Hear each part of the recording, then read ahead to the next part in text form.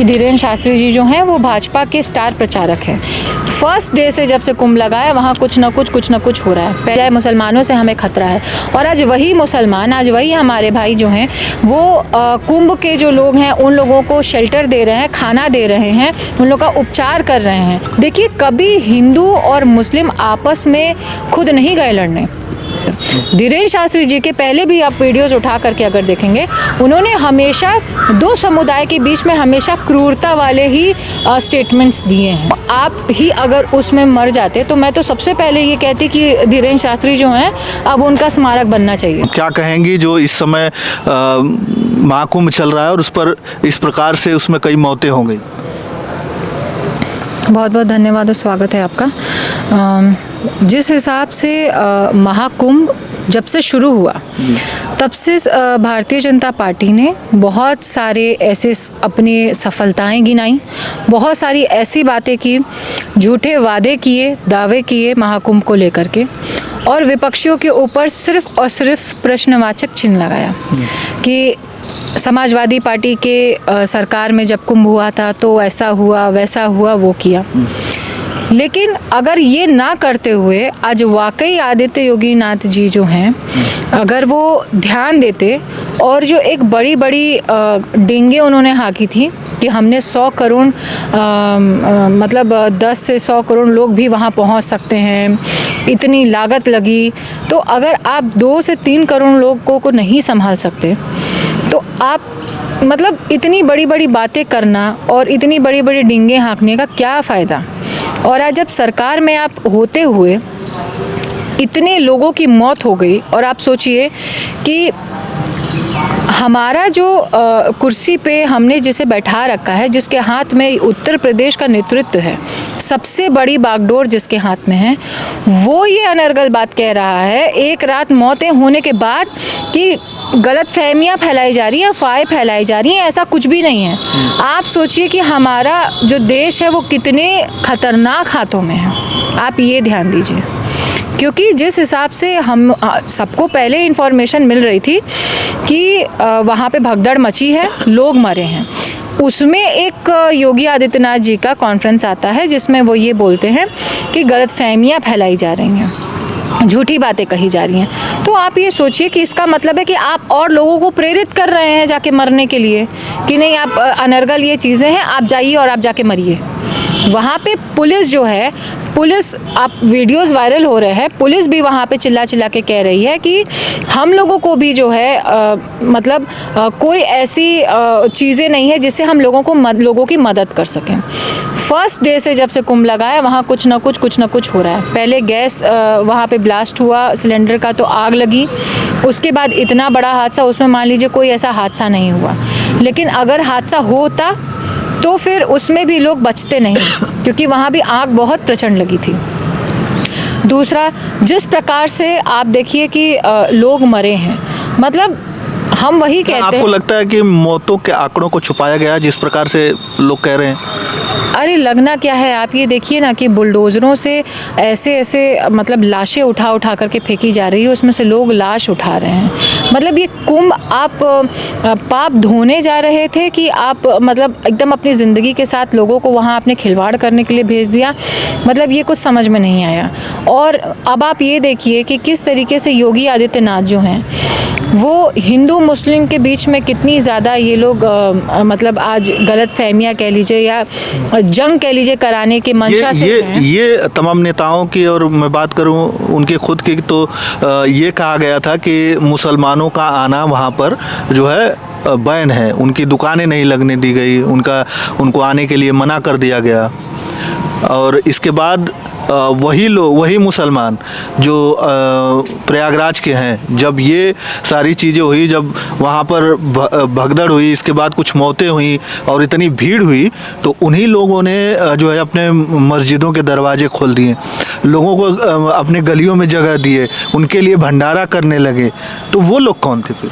यही तो मेरा सवाल है आज, यही आम जनता का सवाल है कि आप जो मतलब कुर्सी पे बैठ करके जो अनर्गल बातें कर रहे हैं, दंगा भड़काने का काम कर रहे हैं, आपने तो शुरू में कह दिया कि कोई भी ऐसा वहाँ ना जाए, चेकिंग होगी, कोई भी ऐसा मुसलमान वहाँ ना जाए, मुसलमानों से हमें खतरा है। और आज वही मुसलमान, आज वही हमारे भाई जो हैं वो कुंभ के जो लोग हैं उन लोगों को शेल्टर दे रहे हैं, खाना दे रहे हैं, उन लोगों का उपचार कर रहे हैं। जो लोगों को चोट लगी है, घायल हुए हैं, उन लोगों का उपचार कर रहे हैं। छोटे छोटे जो वहाँ हॉस्पिटल्स हैं, छोटे छोटी नर्सरीज़ हैं, वहाँ पे लोगों का उपचार हो रहा है। आप सोचिए, क्या आज आप मना करेंगे उन लोगों को? करिए योगी आदित्यनाथ जी से मैं कहती हूँ, करिए प्रेस कॉन्फ्रेंस और कहिए कि मत जाइएगा उन लोगों के यहाँ, आप मत मुस्लिम भाइयों के यहाँ आप जाइएगा सोने के लिए, रहने के लिए और अपना उपचार कराने के लिए। आज वो मुस्लिम भाई नहीं हैं, तब आपने इतनी दुश्मनी फैलाई और आज वही मुस्लिम भाई जाए। देखिए, कभी हिंदू और मुस्लिम आपस में खुद नहीं गए लड़ने। ये जो नीच मानसिकता की राजनीति भारतीय जनता पार्टी जैसे लोग किए हैं या कर रहे हैं, ऐसे ही लोगों ने, क्योंकि आपके हाथ में मीडिया है, आपके हाथ में पावर है, आप चाहें तो एक शांति का संदेश फैला सकते हैं, आप चाहें तो युद्ध का संदेश फैला सकते हैं। लेकिन भारतीय जनता पार्टी ने हमेशा बटो कटो की राजनीति की है और काट तो दिया। आज जिसने बटो कटो कहा उसने काट के रख दिया। मतलब आपने श्रद्धालुओं की धज्जी उड़ा के रख दी। वहाँ पे आप भी संत जो हैं धीरेन्द्र शास्त्री जी, जैसा बयान आपका आया है, मुझे पर्सनली, बहुत लोग उनके भक्त हैं भाई, हम भगवान के भक्त हैं, हम इंसान पूजा नहीं करते, हम भगवान की पूजा करते हैं, हम किसी इंसान की पूजा नहीं करते। क्योंकि इंसान हमें वही बताता है जो भगवान करके गए हैं, बस उनके गुणगान करता है। तो मैं भगवान और भगवान की पूजा करती हूँ। मैं उन लोगों की पूजा नहीं करती हूँ जो लोग उस चीज़ को आगे बढ़ा करके दूसरा स्वरूप उसका देते हैं।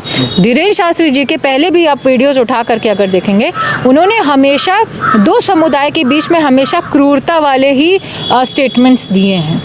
भाई, आपका अगर आप सनातनी हो, आप आगे जो है हमारे धर्म के की जो शिक्षा दीक्षा है उसको आप आगे बढ़ा रहे हैं, तो आप वो पढ़ाइए, वो बताइए ना जो हमारे धर्म को वास्तविकता में ज़रूरत है।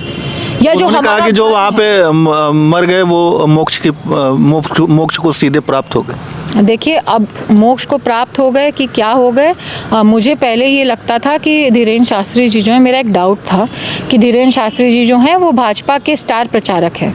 लेकिन अब ये उन्होंने स्वयं ही 110% इस चीज़ को प्रूव कर दिया है कि वो वाकई भारतीय जनता पार्टी के स्टार प्रचारक हैं। क्योंकि ये जो इतना गंदा स्टेटमेंट उन्होंने दिया है, मैं कहती हूँ आप ही अगर उसमें मर जाते तो मैं तो सबसे पहले ये कहती कि धीरेन्द्र शास्त्री जो हैं अब उनका स्मारक बनना चाहिए।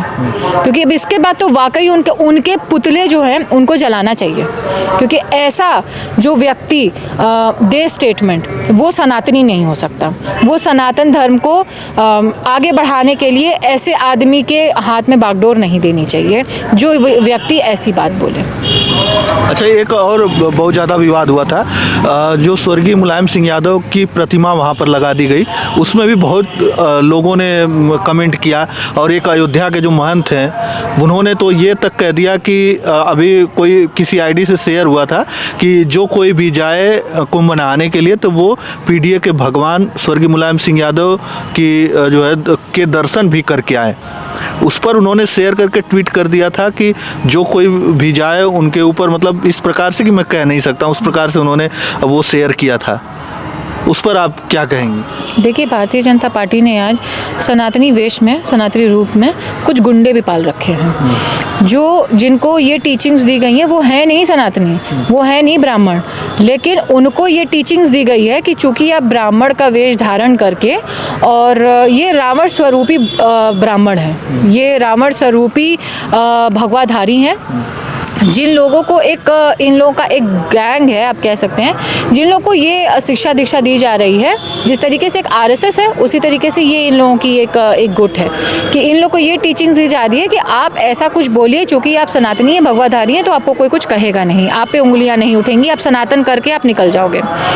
लेकिन मैं ये कहती हूँ, आज मुलायम सिंह यादव जी के वहाँ प्रतिमा पे आपने ये बातें बोली, क्यों नहीं भारतीय जनता पार्टी ने किसी और, इतने सारे शंकराचार्य हैं, इतने सारे हमारे गुरुदेव लोग हैं, क्यों नहीं किसी की प्रतिमाएं लगवा दी?